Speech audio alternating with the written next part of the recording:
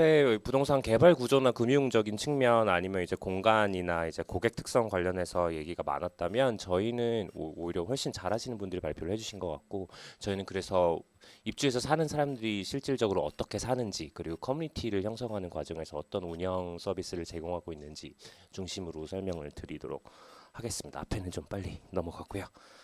에,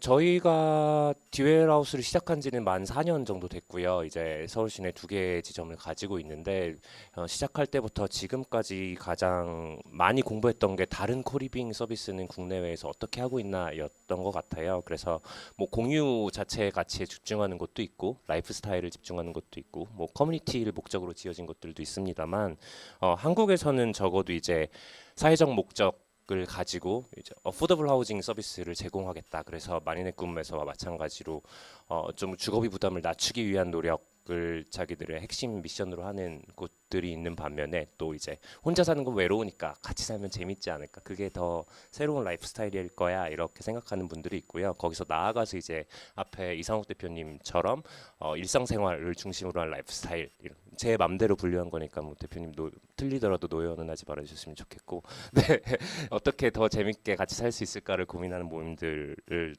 볼 수가 있고요. 특히 해외에서는 뭐 저희가 맨날 답사를 가고 벤치마크 하기는 합니다만 막 500명, 300명, 100명 이 정도로 큰 규모에서 규모의 경제를 달성하면서 효율성을 노림과 동시에 입주민들도 더 다양한 네트워크 기회를 찾는 경우도 있고요. 우리 김수민 대표님과 마찬가지로 디지털 노마드들을 대상으로 한 서비스는 이미 글로벌리 되게 메이저 플레이어들이 나오고 있는 것 같고 그 중에서 저희는 가장 장사가 안 되고 있는 마지막 두 가지 유형에 집중을 해서 사업을 하고 있는데요. 네스트 코펜하겐은 저희보다 한 1년 정도 앞서서 만들어진 코펜하겐에 있는 셰어하우스고 양적으로는 그렇게 크지는 않아요. 20명에서 30명 정도 규모를 유지하고 있습니다만 덴마크라는 좁은 사회에서 테크 기업들, 앙트프레너들이 모여서 정보를 교환하고 성장하고 네트워킹을 하는 데 집중하는 셰어하우스고요. 커넥트하우스는 뭐 일본에서 워낙 유명한 사례니까 다들 아시겠지만 요리사를 지망하는 사람들이 모여서 같이 뭐 공용 키친에서 실습도 하고 워크숍도 하면서 같이 사는 성장지향형 이제 같은 종족들이 모여 사는 거라는 의미에서 트라이브라고 저희는 분류하고 있고요. 거기에 더해서 라이프 스타일 중에서도 조금 새로운 실험들을 하는 데들도 나타나고 있어요. 특히 여기 오른쪽에 오픈도어 같은 곳은 여기 팜하우스는 치킨 그러니까 닭을 직접 같이 기르고 뭐 아니면 공유 텃밭에서 자기들이 직접 농사를 지어서 먹는 거 아니면 로컬 푸드 아니면 우리는 해먹지 않겠다 막 이런 철학을 가지고서 생태주의적이거나 지속 가능성에 대해서 고민하는 청년들이 모여 사는 집이라고 보이는데 이렇게 대안적인 삶을 함께하는 사람들을 찾아서 같이 공동체를 이루겠다는 걸 목표로 비즈니스를 하는 분들도 있습니다. 그런 측면에서 저희는 마지막 두 가지 유형 트라이브나 혹은 얼터너티브 라이프 스타일에 가까운 비즈니스라고 보실 수 있고요. 저희 테마는 홈 포 체인지 메이커인데 사회적 기업가 혹은 뭐 청년인데 비영리 단체를 설립해서 공익적인 활동을 하는 활동가들 이런 분들을 중심으로 해서 나는 사회 보탬이 되는 일을 내 업으로 삼을 거야라는 결심한 사람들이 모여 사는 집이라고 보시면 될 것 같습니다. 이곳 성수동 바로 여기 한 10분 거리에 있거든요. 1호점, 2호점에서 각각 12명과 8명 합해서 20명 정도가 살고 있고요. 작년부터는 라스베가스 다운타운에 마찬가지로 20명 규모의 이제 디웰 3호점이 생겨서 거기서는 라스베가스 지역의 체인지 메이커들을 뽑아서 함께 살게 하고 있습니다. 예를 들면 뭐 이런 분들이에요. 뭐 로앤컴퍼니라고 법률 시장이 너무 왜곡돼 있어서 보통 사람은 변호사 한 명을 살려면 벌벌 떨거나 아는 사람의 아는 사람의 아는 사람을 찾아 전화해야 되는데 모바일에 내가 처한 상황을 올리면 마케팅이나 세일즈 활동에 필요한 변호사들이 자기가 직접 약간의 상담을 하고 그걸 통해서 견적이나 이분의 실력이나 경력을 비교한 다음에 합리적으로 자기의 변호사를 선임할 수 있는 모바일 서비스를 개발하는 분이라든가 이분은 대학생인데 항공우주학을 전공했어요. 그리고 이중 전공으로 디자인을 공부하고 나서 졸업 프로젝트로 수화를 음성으로 통역하는 장갑 이런 것들을 만들다가 현재는 이제 환경 문제를 해결하는 소셜 벤처에 입사해서 일하고 있는 이제 사회 초년생이라고 볼 수 있고요. 뭐 여기 카웬도에 계신 분들은 다 아시겠지만 소카 대표님도 약 1년간 여기에 사셨고 이런 분들이 대충 같이 사는 거라고 보시면 됩니다. 그래서 저희는 사실 주거 문제 자체를 해결하는 게 제1의 목적이라기보다는 공간을 제공해 놓고 이 같이 살 수 있는 공간에 사람을 같은 비슷한 사람들을 모아 놓으면 거기서 커뮤니티가 발생하겠지. 그럼 이 커뮤니티가 발생하면 거기서 나오는 임팩트는 적지 않을 거야라는 저의 가정을 바탕으로 사업을 진행하고 있는 거라고 보시면 되고요. 지난 4년간의 운영 성과는 대충 이렇습니다. 누적해서는 한 59명 정도가 살고 있거나 살다 나갔고 평균적으로는 16개월을 거주하고 있고요. 대부분은 군입대나 이제 결혼 뭐 아니면 부모님의 호출 이런 걸 받아서 이제 다시 나가기도 하고요. 평균 임차료는 시세의 60% 수준이 월 35만 원, 보증금은 70만 원입니다. 누적 지원자는 400명 이상이고요. 평균 경쟁률은 해에 따라 따르지만 어떤 해에는 6대 1, 어떤 해에는 10대 1 이 정도로 보시면 될 것 같고 재계약률은 90%라서 생각보다 주거 만족도 그리고 이 커뮤니티에 대한 만족도가 높다고 해석하셔도 좋을 것 같아요. 실제로 저희는 맨 처음에 이제 사회적 기업가 뭐 혹은 체인지 메이커 이렇게 거창한 사람들을 모아놨으니까 매일 밤 이제 사회 문제에 대해서 토론하고 뭐 이제 정부 정책에 입안에 참여하고 함께 모여서 새로운 회사를 만들고 뭐 이런 것들을 기대하기는 했는데 뭐 없진 않지만 아주 가끔 일어나는 일이고요. 대부분은 밥을 같이 먹거나 옥상 텃밭을 가꾸거나 뭐 스트레스 받으면 지리산으로 훌쩍 여행을 떠나거나 이런 식으로 일상을 함께하는 경우가 제일 많고요. 재능이나 자원의 공유가 저희는 제일 흥미로워하는 부분인데 명상으로 사업을 준비하시는 분은 무료로 이제 1, 2호점 사람들을 모아서 일주일에 한 번씩 명상 세션을 해요. 그러면 어떻게 하는지 가르쳐주고 그 사이에서 처음 만나는 사람도 있으니까 다른 호점 사람들하고 친해지면서 뭐 새로운 프로젝트를 구상하기도 하고요. 뭐 예, 한 6개월에서 1년 정도 진행됐던 프로젝트인데 뭐 단순하게 뭐 새로운 킥스타터 상품이 배송이 되어 오면 오프닝하는 동영상을 같이 찍어서 유튜브에 올리거나 아니면 새로운 사회적인 이슈 같은 게 있으면 각자의 의견을 토론하거나 이런 개인 방송을 시작한 팀도 있고요.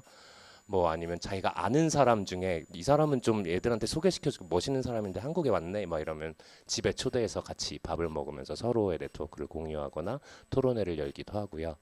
이런 것들이 가장 대표적인 케이스고 특히 1호점을 중심으로 계속되고 있는 자발적 프로젝트는 SMCM이라고 해서 뭐 썬데이 모닝 체인지 미팅이라는 이름이에요. 그래서 사람들이 다 바쁘다 보니까 제대로 모이고 각자가 하는 일이나 고민에 대해서 나눌 시간이 너무 부족하니 일요일 아침은 그래도 네가 무슨 약속을 잡진 않지 않냐 일요일 아침마다 모이자라고 해가지고 일요일 아침에 모여서 사람들이 돌아가면서 한 명씩 자기가 주인공이 돼갖고 나는 뭘 하고 있고 요새 뭐가 고민인데 니들은 뭐 도움을 줄 만한 거 없니 조언을 줄 만한 거 없니 이런 토론을 하는 모습들입니다. 이런 식으로 뭐 반상회를 한 달에 한 번씩 하면서 시너지가 나기도 하고요.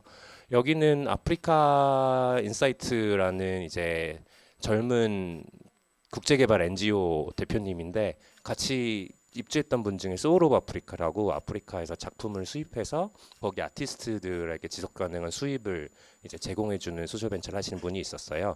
두 분이 같이 만나가지고 출장을 두 명이 따로따로 갈 걸 한 명한테 몰아주고 대신 용역 계약을 맺는다든지 하는 식으로 비즈니스 대 비즈니스의 협력이 일어나는 경우도 있고요.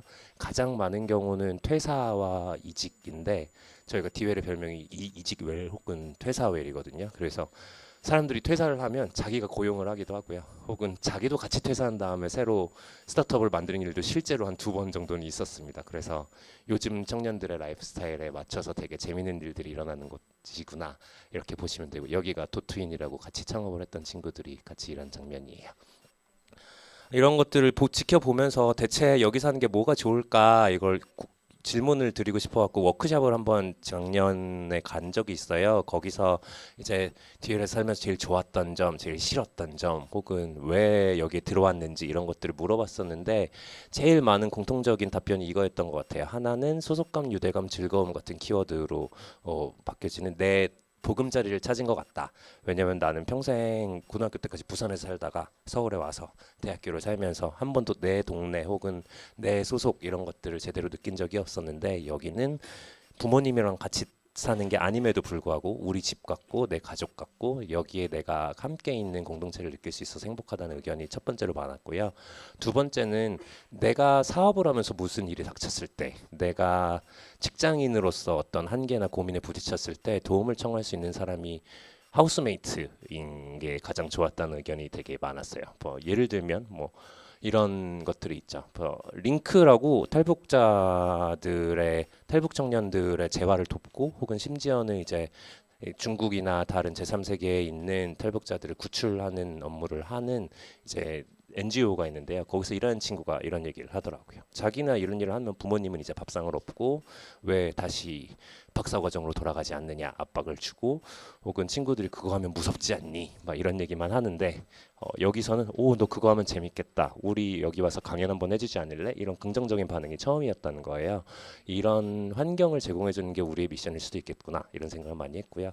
두 번째는 나 자신에 대한 투자라면서, 옆에 보면 막 소카 대표님이 있으니까 투자는 어떻게 받나요? 이런 말도 안 되는 질문을 갑자기 저녁 시간에 던지기도 하고, 뭐 오른쪽에 보면 나보다 먼저 창업하신 분들도 있으니까 여러 가지 경험을 배우기도 하면서 산 경험을 한다, 이런 것들이 가장 재밌는 부분이라고 생각하고, 그래서 이런 네트워크, 영감이나 자극, 정서적 지지, 이런 것들을 누릴 수 있는 게 새로운 라이프 스타일이고 공유주거의 가장 좋은 장점이 아닌가 싶습니다. 이건 맨 처음에 저희 입주하실 때 한 분이 왜 DL에 들어왔어요 했을 때 해주신 말이에요. 내가 바뀌고 싶은데, 좀 더 나 말고 세계를 위해 일하는 사람이 되고 싶은데, 그러려면 사람, 그리고 어디에서 사는지 공간, 그리고 어떻게 시간을 보내는지 이걸 바꾸면 나 자신이 바뀔 것 같아서 들어왔다. 되게 유명한 말이라고 하더라고요. 이런 기회를 제공하는 게 코리빙이라고 저희는 생각하고, 그게 이 한 명 한 명한테 라이프 체인징 모먼트가 되는 이제 환경이 제공되기를 바라고 있습니다. 네. 이상이고요.